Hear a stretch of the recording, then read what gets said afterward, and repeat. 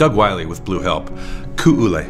Yes. Yesterday, we had the opportunity to sit in a room with a group of women, brave, fantastic women, who are survivors of an officer death by suicide.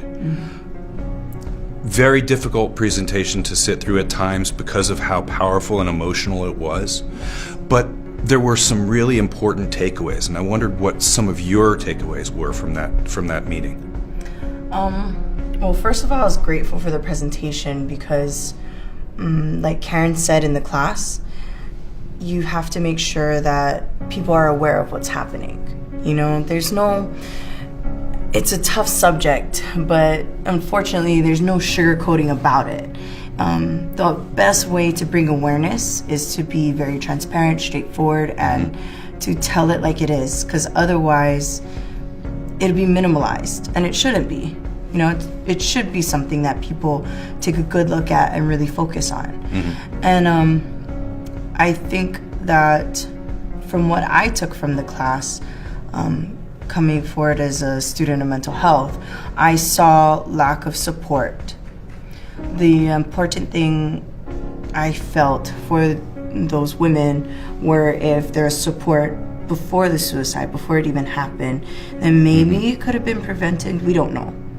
But it sounded like the fact that there was no support, it kind of changed things. And still the culture, even with this knowledge that we have in the last decade or decade and a half of recognition of PTSD or PTSI, recognition of the need for mental health and the need to even just have someone you can talk with as a friend or a pastor or, you know, a priest or someone who you can trust and get some of that dirty stuff, that luggage that you're carrying, you know, that glass half water, full, yeah. half full of water.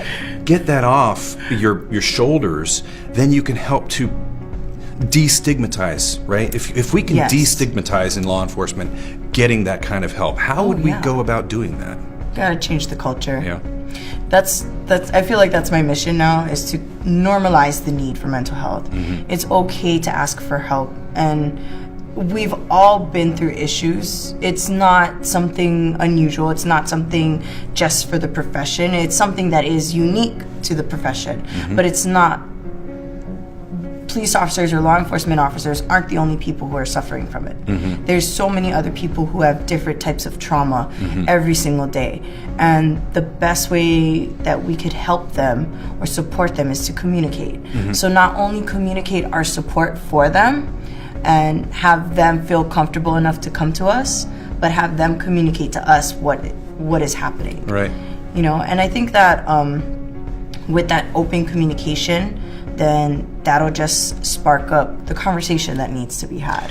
One of the other things that I got from the presentation and from my work generally with H.E.L.P. is that in the aftermath of a law enforcement officer's death by suicide, there's a complete abandonment of the family, of anyone who's associated with that officer. And people say, hey, we're a family, we're going to continue to support you, but, you know, the health benefits go away, and no one calls. Everyone says, hey, I'll be your dad, you know, from here on out, and they don't. Yeah. And what can we do to help change that culture?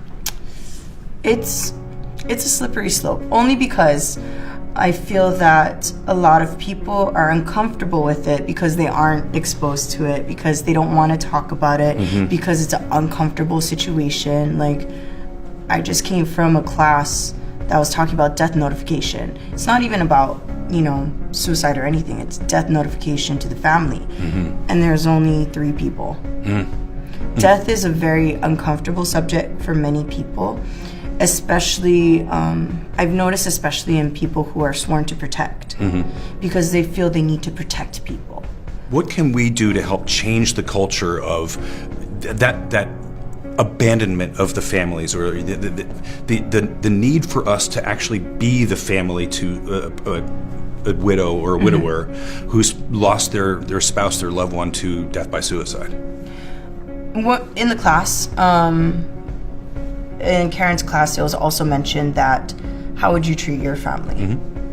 And you wouldn't, I mean, some families, it's still a shameful thing. Suicide is very embarrassing for some, shameful for others. It's a lot of people don't understand it. They think the person was, afraid or a wussy or whatever terminology they want to use.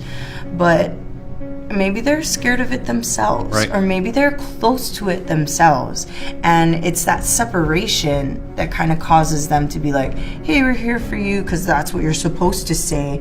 But then the follow through is like, no. Yeah. Thank you very much for your thoughts and your time today. Oh, thank you for having me.